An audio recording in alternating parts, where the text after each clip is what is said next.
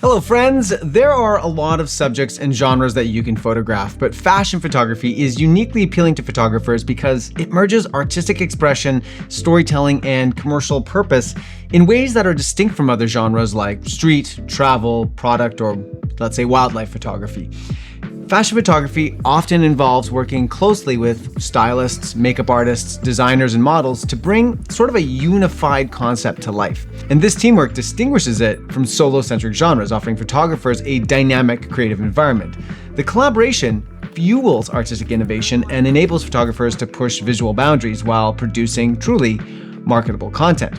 And as such, it's often a great gateway into getting commercial work because brands can see that you know how to light, direct, and lens people even when the subject is really nothing to do with the clothes that they are wearing. In today's video, I'm going to break down everything that you need to get started and to progress as a fashion photographer. And we'll start by talking about some of these overall concepts that I think you should keep in mind, and then we're going to move into how to get your fashion photos published in magazines, step by step from conception through production and then onto publication, all using a recent editorial that I shot as a sort of real-world test case. Before we start anything, I do think it's most helpful to define what fashion photography is and isn't. It's also important to admit that if you're shooting anything that is modeling clothing, well, then it can be defined technically as fashion photography. However, this muddies the waters considerably. To separate out fashion from portraiture or beauty, here's sort of the best way I understand the delineation. Portraiture highlights the person's personality, their emotion or identity as sort of the center of interest. Here is perhaps a gross generalization, but a helpful visual tool. Portraiture typically uses longer focal lengths like 50 millimeters, 85, or 100, whereas fashion often uses much wider lenses with a deeper depth of field. In fashion photography, a lot of the consideration is placed on storytelling. So where your subject is geographically. And even more important, you want the entire garment to be in focus. So this really isn't the time to be shooting at f1.8 on your 85 millimeter lens, unless of course maybe you're just shooting some extreme detail. Fashion photography centers around the garments and style, with models serving as dynamic, artistic sort of just mannequins within a styled narrative. Portrait shoots may be simple and natural, while fashion photography is crafted composition with very much a high attention to styling, mood, and market appeal. I think it's also important as well to define what a fashion model is, because when it comes to models, there is an industry standard, and for some very good reasons. Female models should be at least 5 foot 8 inches tall, and men should be at least 5 foot 11 inches tall. These heights allow the clothing to actually drape better as if on a hanger. Longer limbs also allow models to move their body in a way that can complement the clothing, or at least make the clothing appear more interesting. Now, fashion absolutely does not need to be only about skinny people. Plus size fashion is just as relevant, but again, you need to find the right body shape to make the clothing the hero, because it's all about the clothing. Now, I promise you that no matter how beautiful you think your model is, if they are short, you will have a very difficult time making the clothing look good and gaining really any sort of attention for your photography. The final aspect that we need to discuss before jumping in is what I would call the no bueno list. These are things that will protect your reputation as a photographer and ensure that you survive in the industry long enough to develop a respected portfolio. There have been ample examples of bad behavior in this business, and I want to make sure that this video makes it clear that there are behaviors that are never acceptable. The first point I like to make is the most important one. I shouldn't have to say this, but I have to say this. Never touch models without their permission. This even means going up and like moving hair or a piece of wardrobe, whatever. Ideally, you should have a style and hair team there with you who should be doing that for you anyways. If I need to touch the model, I will always ask for permission first. I also don't think that you should do any revealing shoots without a full team. Placing you alone in a room with a vulnerable model is risky at best and catastrophic at worst. Next, find locations to shoot that are reputable, like a studio or a public space. Asking a model to shoot in your home is a sign of stranger danger. The next point I like to make is to never watermark your photos. Nothing will get you more immediate refusals than watermarked photographs. Do not give models or agencies the raw files, and never ever show the models or agencies the ungraded images. And wrapping up, it's important to remind you to be professional and respectful. It's always good to make the model feel comfortable and safe because honestly, it's ethical, but also you're going to get far more out of them if they feel comfortable and safe. And if you need to, always be asking permission and continue to check in with them where their comfort level is. But most importantly, be enthusiastic, appreciative, and kind. All right, I think that's all the housekeeping. Let's get this party started. Okay, so let's now take you through each step of creating a fashion editorial and getting that editorial published. We're going to be discussing how to develop a concept, put together a team, produce an entire shoot, and submit for publication. If you are brand new to fashion photography and all of this sounds intimidating or overwhelming, then there is a way to ease yourself in. And the answer is called model testing. New models need a variety of photos for their agency's website, and the only way to get those is to book a photo shoot with a photographer. So the first thing you want to do is reach out to all the model agencies in your city and let them know that you are available for model tests. Depending on the strength of your portfolio, you can be paid for these, but if you're truly starting out, you will have to do these for free because you don't yet have a good track record or reputation. It's a great way though to learn to work with a model and to work with their agents in a very low stress, low expectation environment. Model tests can be done in a studio if you have one, or sometimes the modeling agency will actually have a small space. As per my suggestion though in the previous section, I recommend a public space so that the model's safety isn't compromised. Going out into the street in the summertime is typically all that suffices. So again, model tests are a great way to sort of get those sea legs going and develop relationships with agencies before moving into full editorial shoots. Once you're ready to do an editorial, the first step, of course, is ideation, coming up with a great theme, idea, or concept.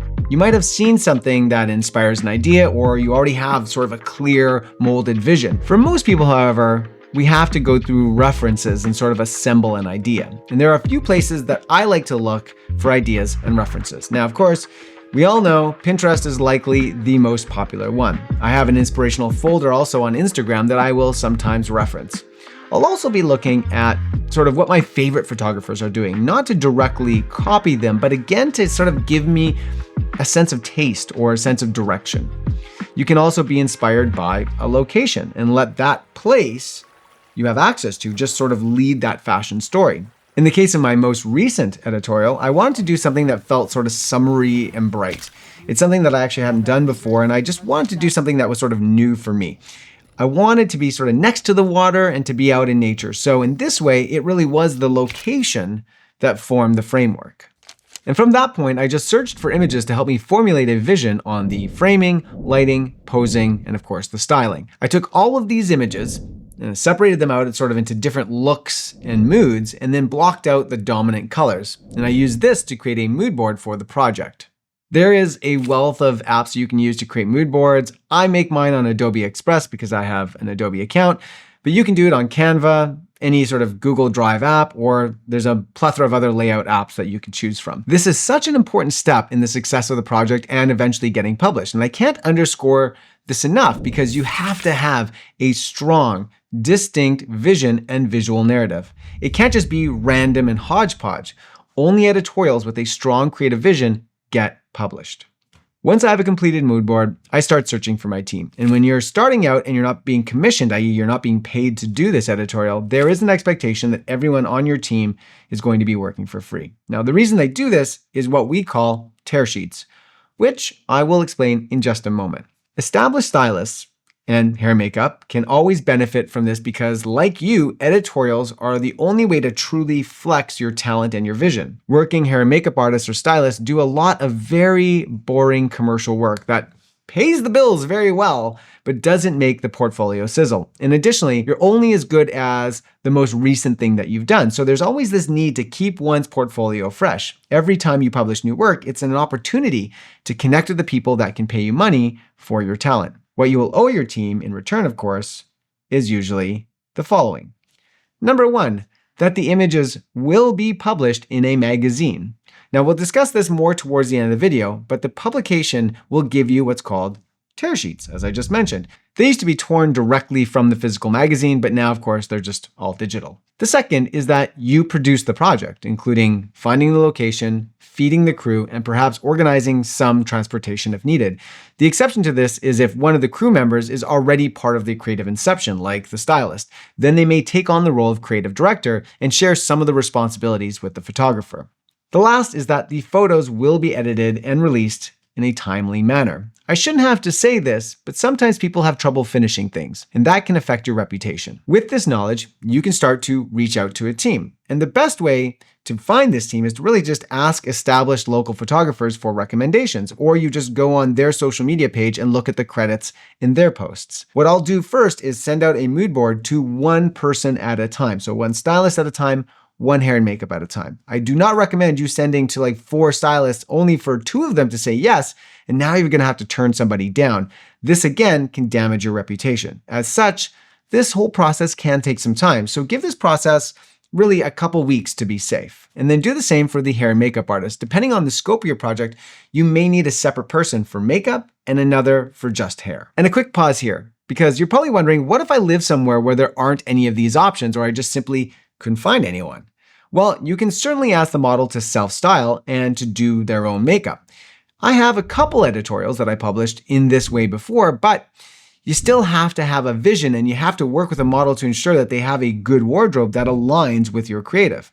Yeah, you can make great images this way for sure, but it's far more work. You're going to be busy shooting, and so that you're going to have a lot of trouble just sort of catching wrinkles or problems in their clothing or hair, which may or may not be correctable in Photoshop. Is it possible to work without a team? Yeah, of course, but the images will only be so good. To really do great work, you need a great team. There are no shortcuts. So now, once you have that team booked, you can reach out to agencies and find a model. It's good to have the team booked first, because the agency will feel much more comfortable knowing that you are not a lone wolf. They're most likely going to give you newer models until you are much more established and have developed a good track record. If you've been doing model tests for a while, then you'll already developed a good reputation with the agencies, which is going to help you to get a lot more experienced models. Once you've secured your team, you can now finally book the shoot. So pre-production is this time to run through all the elements of a successful shoot. And some things to consider are, if shooting somewhere where you've never shot before, please go and do a full location scout or survey.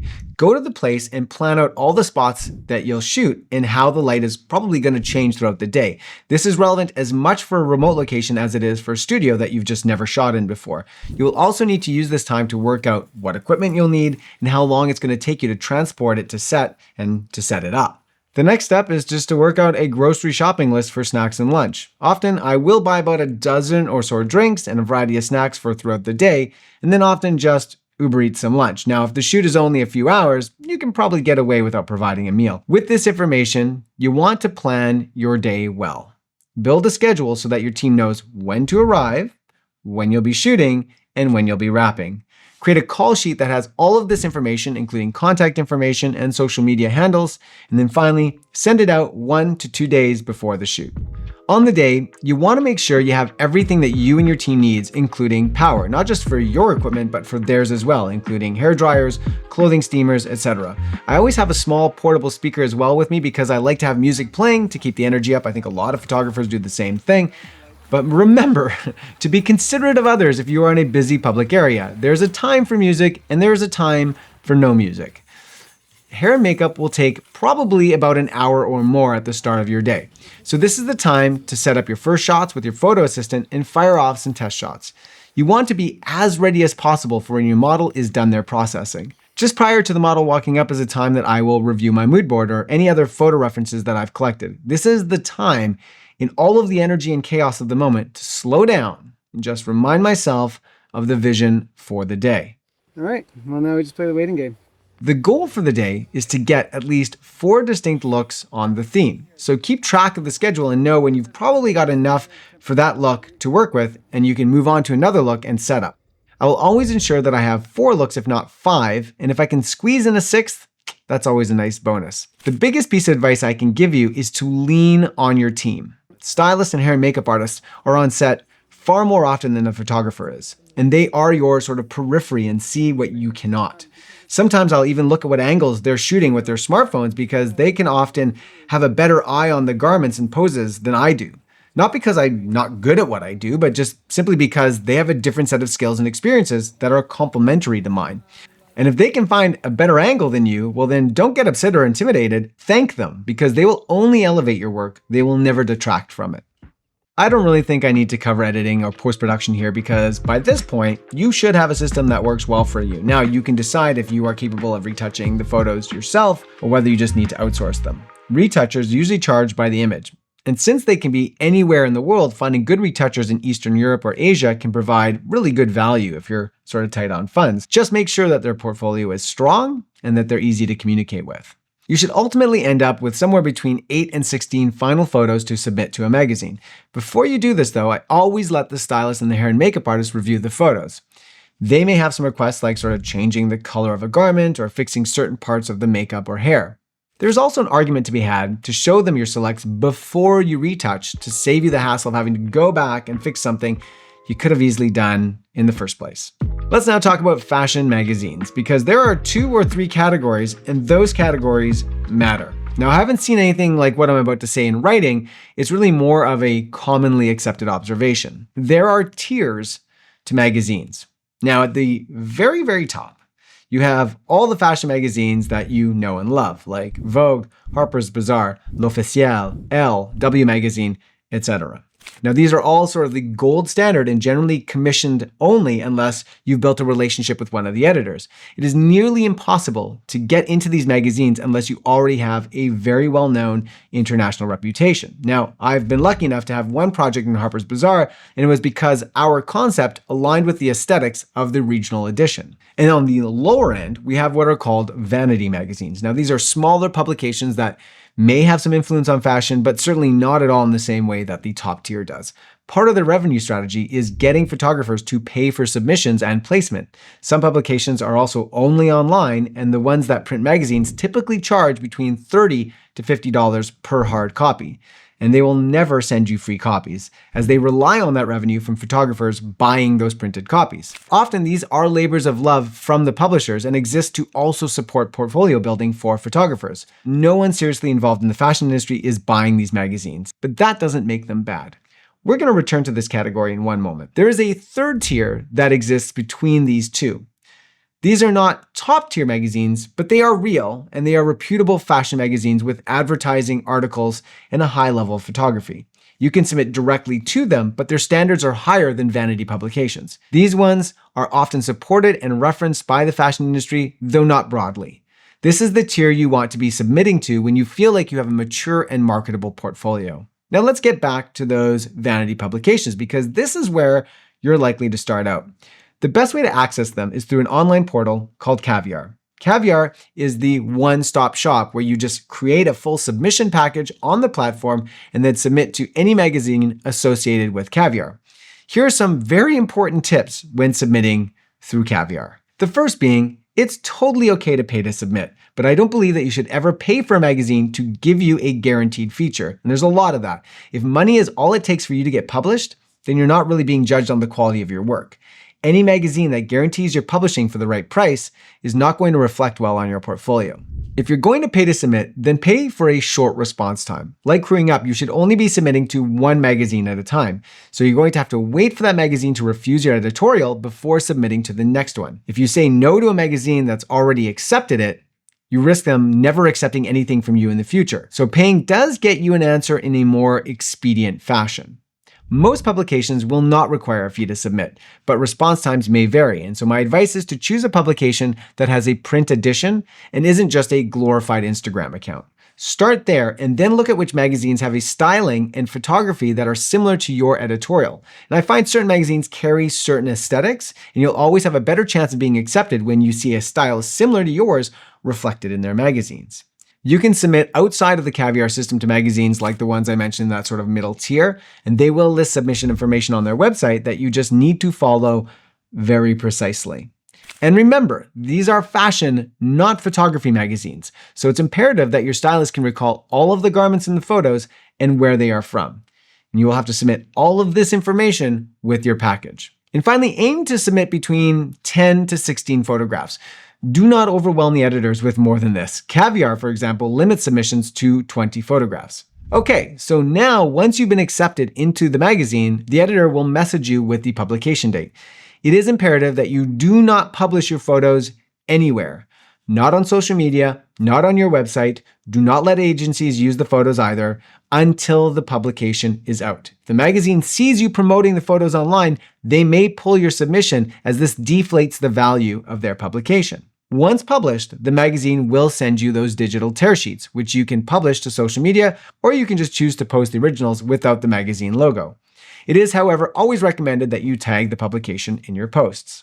If you've got your sights set on big things and you're interested in being published in those larger magazines, especially those tier 1 magazines, well, you're going to have to get out there and network. And that's going to mean going to Fashion Week events and finding out who those editors are. You're going to seek them out and introduce yourself to them.